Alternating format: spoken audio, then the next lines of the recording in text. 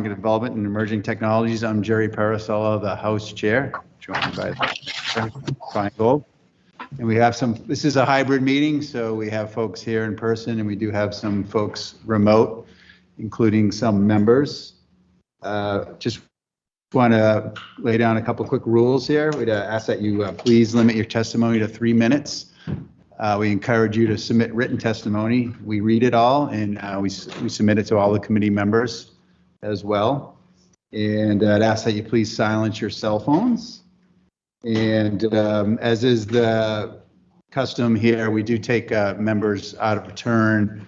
We got a couple other hearings going on today, and I know we have some other members who are either testifying or committee members in other hearings, so appreciate your indulgence on that. And I just want to introduce the House members. We have Rep. Andy Vargas, who is the Vice Chair. He's remote today. Dave Marine, who's the Ranking Member. Brian Ash, Brian Murray, Ted Phillips, Jessica Giannino, David Beal, Bud Williams, Kathy Lenatra, Kip Diggs, who's going to testify, Joe McKenna, and Marcus Vaughn. I want to thank you all for coming today and being part of the committee. I'll turn it over to my co-chair, Senator Feingold. Good afternoon. Most of my Senate colleagues are dealing with, the budget just came out today, so they're there. So I'm not going to introduce any of them, but when they show up, I will. All right. So let's get started. First on our list is Rep. Diggs and Rep. Garberly.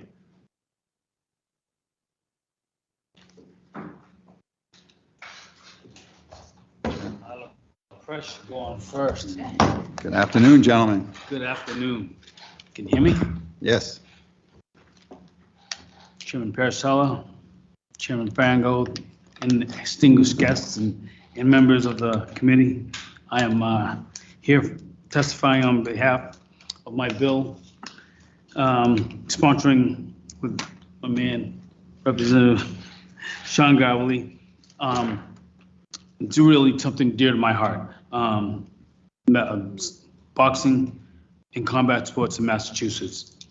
You all may know that I'm a former world welterweight champion, and That's why you're going first today. Appreciate that. It's been 20 years since I've retired, and the sport of boxing has changed, especially in Massachusetts. In fact, that if I was to start boxing these days now, it'd be hard and it'd be actually impossible because there's not much opportunity for boxers here in Massachusetts to build their name, to be close to home, and so that they can have a chance to venture out and then go out to other states. And that's my concern. Boxing offers a value to people with their communities. It brings entertainment and revenue to cities and towns, big and small. It also gives them troubled youth a chance for a pathway out. It teaches them the important skills, discipline, perseverance, and in the process, it provides an ultimate pathway of endless opportunities. You don't need to do anything except work hard, skill, and have a big heart.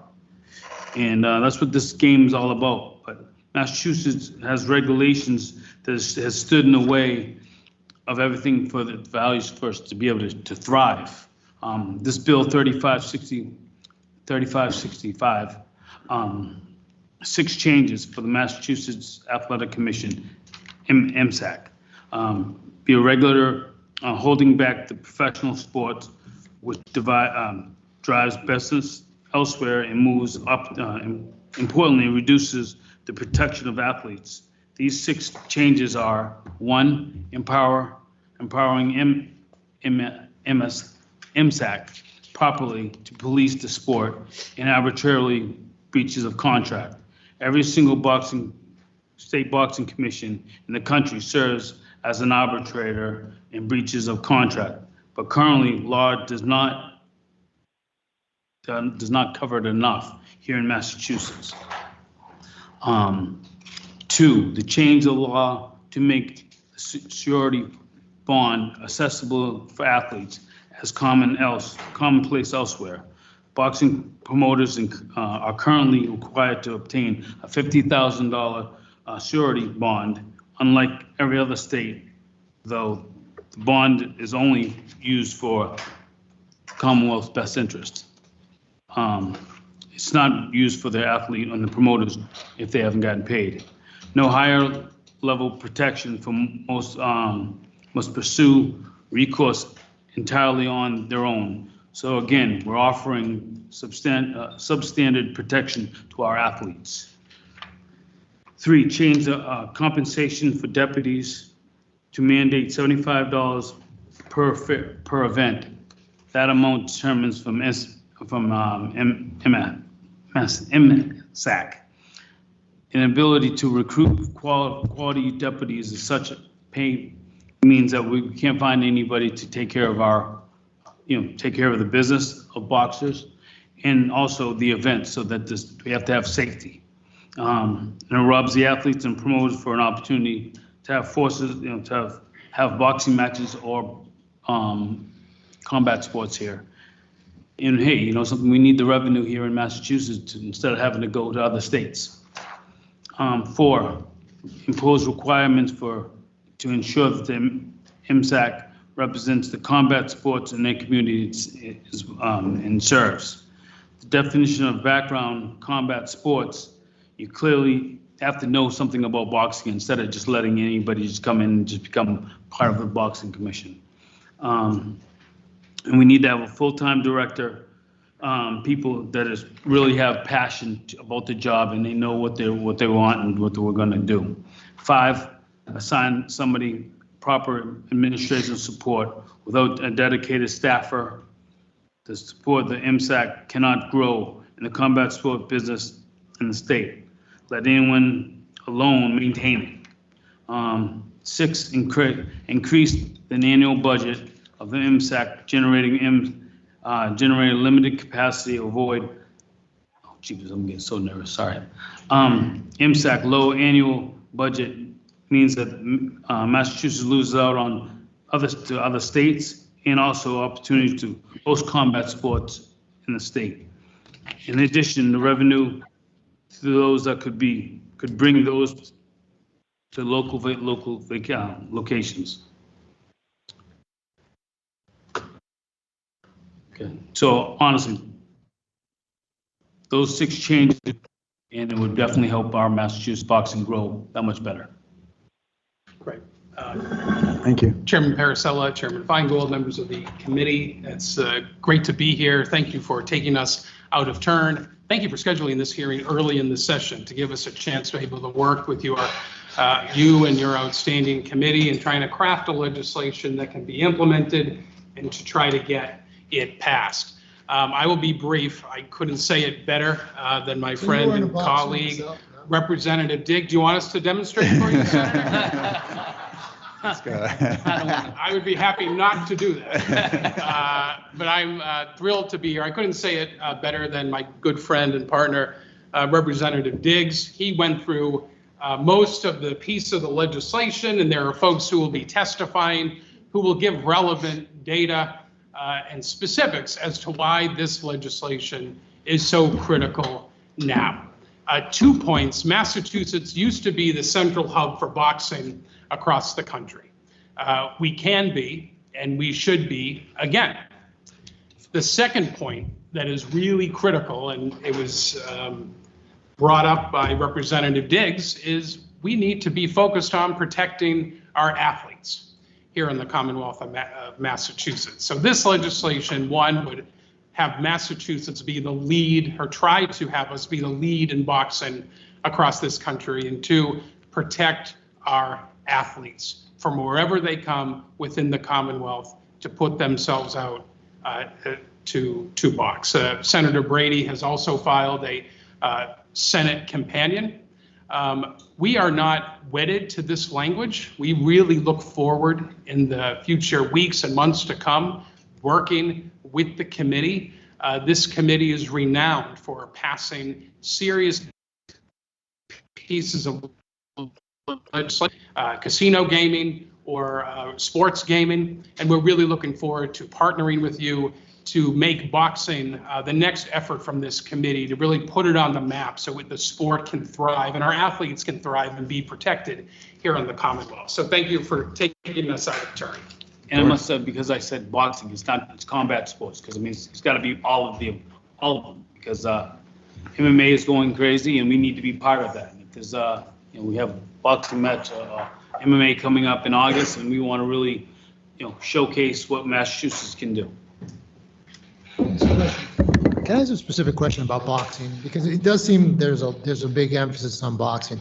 Is boxing a dying sport? I know MMA seems to be dominating everything now. Like, what's even the point of even focusing on boxing? I mean, I'm a huge fan. Grew up in the 80s where it was a heyday of boxing. So you want us to do all this work, but it seems like the sport is kind of, MMA seems like dominate everything and boxing is kind of going by the wayside. So just curious your thoughts So on I think it's based on geography. So boxing thrives in places like Las Vegas and Florida and other states. It has not thrived here in the Commonwealth for many years, but it used to. The fan base is definitely there, and it should be able to thrive here in Massachusetts, and we believe this legislation will help make that happen. But I'm not the boxer, as you pointed out, Senator, so I'll let the boxer answer. I'll even say this, that a lot of things are on pay-per-view right now, and I think that's hurting us. So if boxing can be put back on ESPN to all of them so that more people, again, becoming household names. But you also have to start here. So if you are from here and you want to be a boxer, then you have to get your community, your state around you first. Then you can go ahead and proceed and go to Vegas and go other places. But we need to at least be able to, if you're from here, you got to be able to make a life here first, then go ahead and transfer somewhere else. Not to say transfer, but to be able to box other places. Make sense? Thank you, Mr. Chairman. Just to your point, Senator, I would say the opposite. I know in my community, we have a brand new gym that's thriving that over 40 kids have got involved in. If you look at the budget the House just passed, over 6 new programs were funded in the House version for local boxing gyms. So I think even though it may not be as prevalent in professional sports that you're seeing, I do think there is a reemergence of this sport with our youth. And I think we're seeing it in our local high schools. I think we're seeing it in our community centers. So I know in my community, it's, as you mentioned, it was huge in the 80s. It kind of had its moment. And now we're seeing this whole new generation of kids that are so involved, and it's really changing lives in my community. So. Great, thank you. Thanks so much. Great, thank you so much. I would have rather boxed instead of talked. Rep. Elliott. Good afternoon. If I may, from Lowell, a big boxing town. I concur. And if I can, Mr. Chair, we have seen sort of a bit of a resurgence, including the Lowell Police Department starting a youth boxing program, and it's been met with significant success. So, and I think there's no better way to, if we want to promote boxing, is I'd be glad to host a Sean Garbely and Kip Diggs boxing. The Lowell Auditorium. Good afternoon, members of the committee. I'm one of the commissioners for the Massachusetts State Athletic Commission, but today I'm not speaking on behalf of the commission. I'm speaking on behalf of myself. To start, Senator Feingold asked a very good question, which is this act all about boxing? And it's not. The State Athletic Commission, we oversee and regulate all combat sports, including boxing, MMA, and Muay Thai, MMA being mixed martial arts. And this bill, what it does for the boxer, it does for the MMA combatant, it does for the Muay Thai combatant, everybody's treated the same. Representative Diggs went through a lot of the bill's priority. One of the priorities that he didn't speak about is about where we are, and we're in the DOL. DOL, similar to its name, deals with licensure. And yes, we as a commission, or the State Athletic Commission, does issue licenses for officials, for combatants, ringside physicians, and so on. But we are very unique in the boards and commissions under DOL because we have an active live event oversight capacity. We have, I think last year, over 50 combat sports vets in the state where ourselves, the commissioners, compliance officers from the DOL, and our deputies are taking an active role in ensuring safety and operation of these events. So the original portion of this bill was to move us under gaming. That's what's proposed in the bill. But similar to what Representative Garbely said, we're not married to that. We look to work with this committee to find where our proper home is, even if it's determined it's within DOL. So you support the bill, or you don't support the bill? Of course, I support the bill. I'm here to speak on behalf of the bill. What I'm trying to say is that we're not as the bill is currently stated, is not it's not our way or the highway. It's essentially we're working to work collaboratively with the committee to find out what the best home is for the Massachusetts State Athletic Commission. There's a lot of problems currently with the State Athletic Commission. We don't have a single dedicated staff. The executive director of the State Athletic Commission is in a shared services model, works on 7 or 8 other boards, as do the 2 compliance officers that work for the State Athletic Commission. So how could a industry in the state thrive when there isn't even one single employee that's dedicated to it? And so part of what this bill does is to get a full-time executive director and to get full-time staff for the betterment of both the competitors and for the promoters, that without them, we wouldn't have any events. You know, I think that the other people that are registered to testify will give their opinions on other aspects of this bill. But being a commissioner for the State Athletic Commission, I have a unique knowledge of what the commission does. Although I speak for myself, if there's any particular questions on the bill or what it's intended to achieve, I'd be happy to answer them. So if somebody wants to host a boxing event or an MMA event in Mass, who are they talking to and how does that happen? So we have 2 compliance officers, and those are, like I said, are part-time compliance officers. They work on 7 or 8 other boards. So that means around 12 or 16% of their time is supposed to be utilized for the State Athletic Commission. They're the ones that you need to contact with. And I think what you'll hear from a number of promoters or people that will testify here, right now, you know, they're not being serviced in a way that's advantageous, right? So we have in boxing, the #1 promotion in the United States is called Top Rank. In MMA, it's called UFC. And Dana White is from this area. UFC has not been back in the state of Massachusetts for almost 3 years now. They are going to be back in August 19th, at least that's not confirmed, but that's the way it's looking, back at the Garden. But one of the reasons they haven't been back in 3 years, because the last time they were here, the commission essentially embarrassed themselves. We had a big incident where we weren't properly staffed. We didn't have the staff properly trained. And so we're really nervous about the next time that they come here. Every time that UFC comes to the state, just to the state itself, through licensing fees, the fees that we charge on gate receipts and on broadcasting, between $300,000 to $500,000, one event that goes to the state. For the budget we asked, or that is asked through this bill, we've asked for $750,000. Just 2 events a year basically pays for that.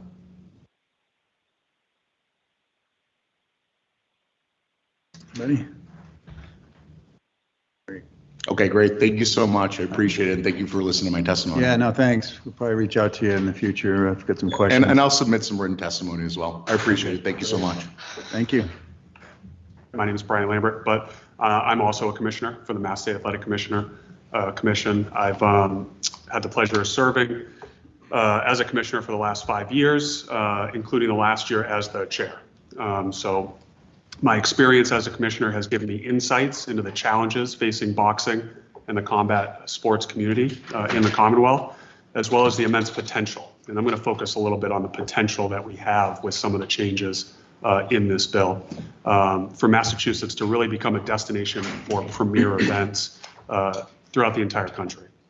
However, similar to Odette, I am here just in a private capacity, obviously not here representing the State Athletic Commission or the governor's office in any official capacity. So I do want to express my strong support for the bill, Bill H 3565, which aims to strengthen the financial safety net for both fighters and promoters. I would say actually all stakeholders that are involved in the sport by protecting the sport from potential corruption due to the legalization, the now legalization of gambling, as one aspect that I don't think we've focused on enough through some of these discussions, as well as to promote economic growth within Massachusetts. So some of the safety reforms, or some of the reforms that have already been outlined by Rep. Diggs and Commissioner Carmi-Oded, that are outlined in the bill will create a more stable environment for athletes and promoters in the Commonwealth by clarifying and providing the Athletic Commission with more direct regulatory control. Okay, that's one thing that's really lacking currently in Massachusetts. And if you look at the language that's actually in the bill, it reflects what a lot of other states already have, which is really where Massachusetts has become an outlier when you look at large active states in the world of combat sports. States including California, New York, Florida, Texas. Now, what's interesting, if you look at these states, California, New York, Texas, Florida, there are very few things they agree on in today's world when it comes to what the state legislative bodies are working on. I think we can all see that in the national politics. However, all 4 of those states have agreed that their state athletic commission needs to have clear, strong authority to oversee the sport, to protect both the fighters and the promoters, all the stakeholders.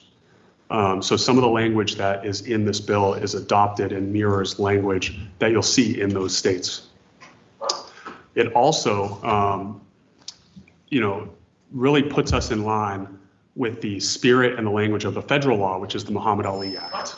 That was passed around 2000, 2001. And that language, the clear intent is to protect the fighters, to place the commission in each state in between the stakeholders, the fighters and the promoters, to provide financial safety nets, to really oversee the sport, because it is a unique setup when you think of, the world of all sports. That bill also references the ABC. And the ABC strongly supports the language that these other states I referenced have adopted that we're trying to change here in Massachusetts. I think you're going to hear from the president of the ABC on that later with his testimony. The bill also addresses a very important aspect, and that's the role of our deputy commissioners. One of the most crucial roles within our commission is that of the deputy commissioner. They serve as the commission's first line of defense, ensuring fairness and safety during an event.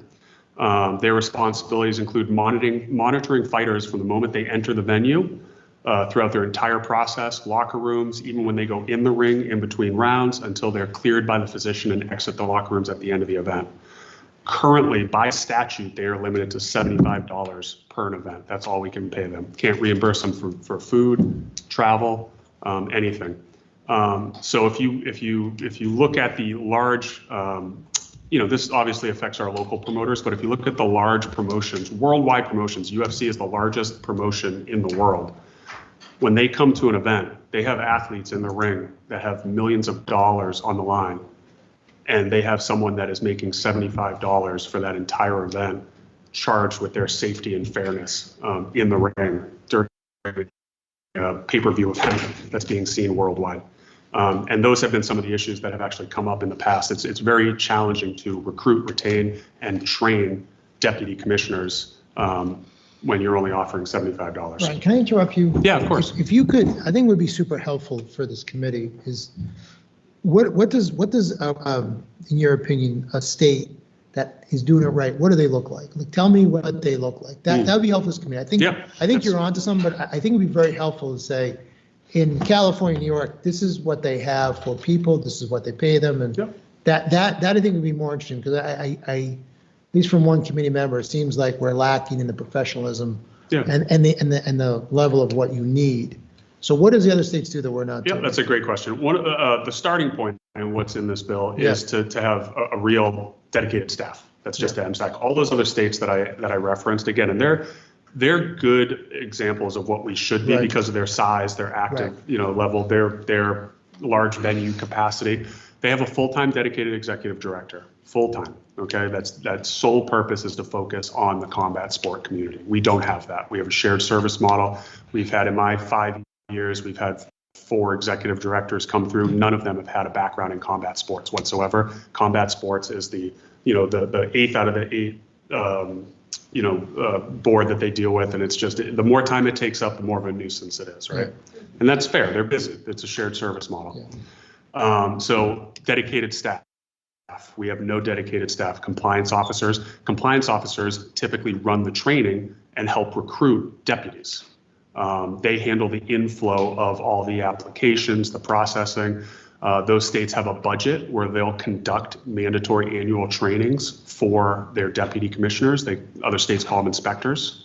They'll often put on training, state-sponsored training for all the officials, judges, referees, other licensees, essentially, for the state. So really, it's just dedication and budget is what I would say would solve a lot of these problems, along with, again, some of the statute changes that need to happen. Once you get an executive director and some staff that are dedicated to the sport, I really think that will solve a lot of the problems that are discouraging major promotions from coming here, or just the promotions that are here from growing. There's no capacity to grow right now because there's no commitment from the state to allow us to grow. The question you asked earlier, if I just continue on this real quick, was a great one, because that is the perception, and I think the response was a great one too, because we have a tremendous amateur population in both Muay Thai, MMA too, but Muay Thai and boxing, we have tons of amateur gyms.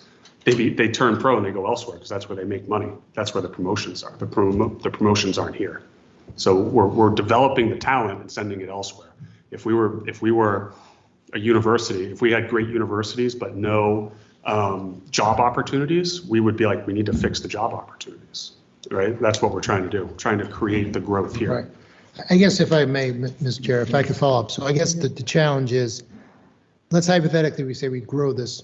We spend $750,000 a year.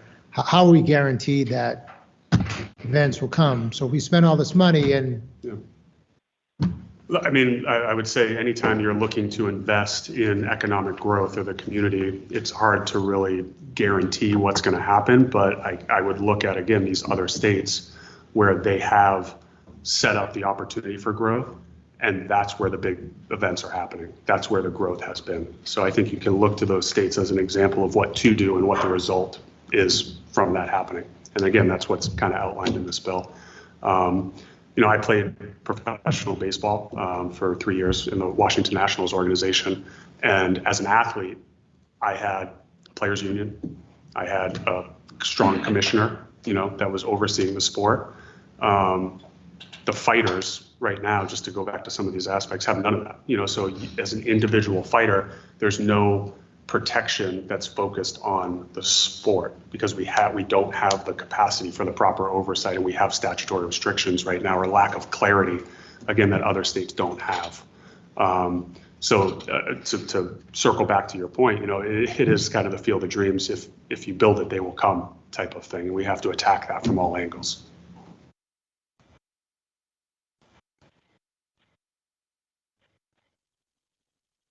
They're interested in coming to Massachusetts, and we would be a good location, and just that they're kind of annoyed with the way things are operating right now. Yeah, I mean, absolutely. First-hand accounts. Commissioner Carmi, who testified earlier, referenced Dana White, who, again, Boston. Every time you see him interviewed, he's wearing a Red Sox or a Celtics shirt or something. He was here for a separate event because he knows the promoter. It was at the new casino a couple months ago, and I had a chance to speak with him in person, and that was when he alluded to the fact they were coming back in August.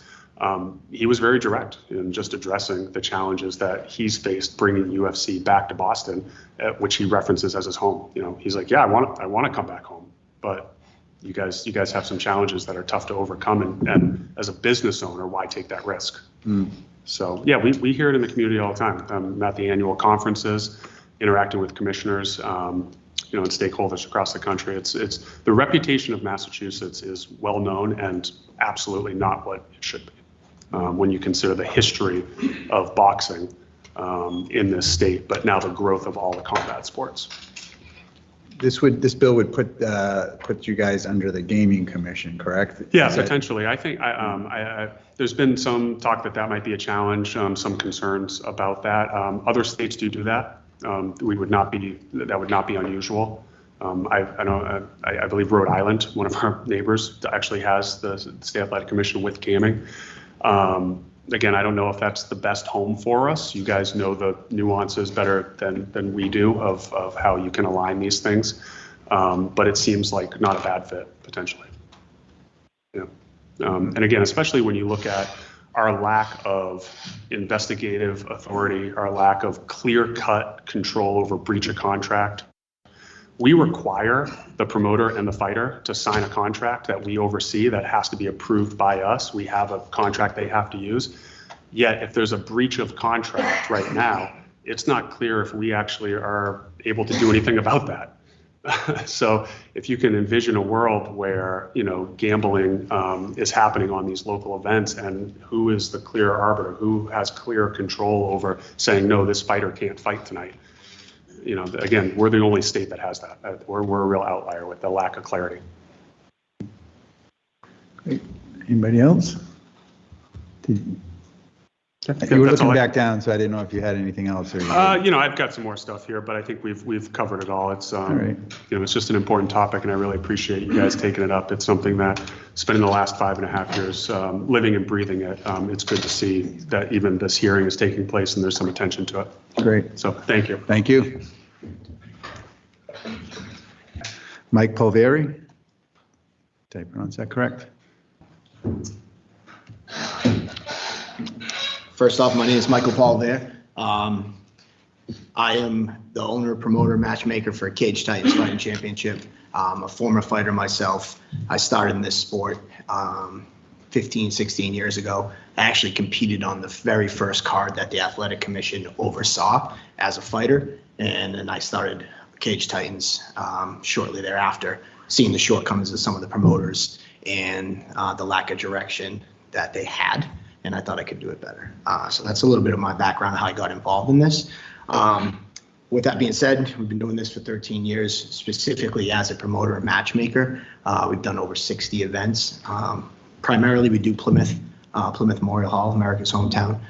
We've been there since 2011. I've done fights in other states, New Hampshire. I've cornered fighters in the UFC all the way. I've been to Germany, Florida, all around the country, being involved in, as they mentioned before me, eating, sleeping, and breathing this sport. This is my life, and this is my passion. With that being said, I've been around since the start. I attend every monthly meeting. I'm joked about as the sixth commissioner because, I'm pretty much a staple, and I'm there all the time. So I've seen the shortcomings of the Athletic Commission in its current way it's run. And they couldn't be more spot on. There's nobody with direct knowledge of combat sports in charge of this. And we're stuck with people that are in terms for 2 or 3 years trying to get involved and trying to get their head around this. And then people like myself, Guy Licciardi, who's one of the compliance officers, are trying to bring these people up to speed. By the time we get them up to speed on why we do things we do and how we do it, they move on. And then we're beating our heads to try to get somebody else up to speed. And with that being said, things are being missed. We can't progress the sport because we're constantly in a state of trying to inform people on what we do as a sport. And I think when we're under other boards, and we're one of 8, as they mentioned, their direction is so many different areas. And then what happens is these people come in and they try to apply what they're doing in other boards to what they're doing within the sport. And the sport is living and breathing. We're really in our infancy. As a sport, we've been around for 30 years. But, when you think baseball, football, these sports, it's a short period of time. We're constantly evolving, learning, changing, thinking of new, better ways to do things. So it's just a challenge in its current stance right now. They touched upon potential growth in UFC. I actually was part of the UFC when they were in town in 2019. The following month, I was cornering a fighter, UFC Florida. And I hate to say it, and I brought it back to this board, the Athletic Commission. It was a joke. The way that they looked at Massachusetts, they were like, we're never going back there. We know how to run events. We're the UFC. We do this every weekend. And here these people are trying to butt in and meddle, and they don't know what they're doing. They don't do the research. We've had executive directors that never even attended events, never mind watching events. And they're trying to tell us how to run the sport. And it was kind of comical. They said that Massachusetts, we don't know if we'll ever go back there. And to hear that, I'm on the ground level at the local level trying to build these fighters up to get them to the highest pinnacle of the sport. And I feel like we're handcuffed the way it is now. In the UFC, can you imagine as a fighter, and this is what happened in 2019, and not to bore you, so stop me, but you're in the back preparing for a fight, and you're told that it's going to be competed against under these rule sets. And then the broadcast, mid-broadcast, they announce, oh, wait a minute, Massachusetts didn't adopt the new rules. We're under the old rules. And now you're preparing. It's like, okay, well, the way that fights are being judged in the new rules is not the way the old ones were. A certain strike you can throw in the new rules is now not allowed. And you're preparing for a fight, and you're getting this thrown at you in the middle of an event. Furthermore, they, on a whim, decided to call all the fighters to the hotel lobby the morning of a fight in the height of their trying to prepare for the nighttime, and to do a routine, what they called it, physical, which was not standard practice in the sport at all. Typically, the physical is done at the weigh-in the day before. And they messed up. They called everybody there. And Dan Cormier, the heavyweight champ of the world, is down in the lobby screaming and yelling, be like, I meditate in the morning. I'm preparing. I sleep in. I'm not fighting to the main event till midnight. I'm up at 8 o'clock because you guys don't know what you're doing. And I feel strongly that if we can get this board with a full-time employee that knows the ins and outs of the sport, it's really going to help from a safety aspect, and also all the potential that they have with growing the sport by bringing, imagine Floyd Mayweather coming with, the money team and doing a huge event, Golden Boy, just in the boxing realm, the UFC, Bellator, there's so many other in the MMA world. The UFC was in New Jersey this weekend, and they had their largest gate of all time. They set a goal, it was over 5 million. And if they did that event here, that would equate to over $300,000 in just the sales tax ticketing fee that the state would collect. So when you asked, how would you recoup that $750,000 or guarantee? A lot of these states that the UFC is going to, they do 50 out of 52 weekends a year. They want to know, we're in Boston first quarter. They used to do first quarter, January, every year. And then after 2019 debacle, they haven't come back. Granted, COVID and things of that nature. And I'm not saying that's the sole reason, but it was a leading reason. And if we're doing these events, never mind pay-per-view revenue. We have a $75,000 cap on the pay-per-view revenue. We get 2% of revenue from pay-per-view, but it caps at $75,000. That $300,000, if we did that event that they just did in New Jersey, doesn't include the pay-per-view revenue that we would also capture. So I think that we're just missing out on a huge opportunity. I'm thrilled that it's at least gotten this far, because I'll be honest, for the last 13 plus years, it's been like banging a head against a table, trying to get people to understand what we do in the combat sports world. Great, thank you. Thank you. Anybody have any questions? Great. Thank you so much. Thank you. I believe Mike Mazzulli has joined us. Yes, sir. Thank you very much. I won't hold you up for too long, representatives, but I just want to reiterate what Representative Diggs did say. I appreciate you letting me put my 2 cents into this proposal and the law. I am actually presently the president of the Association of Boxing Commissioners, and our number one concern, of course, is fighter safety. And it is very important that we take care of the fighters. And I'm only going to speak on two points. The first one is the surety bonds.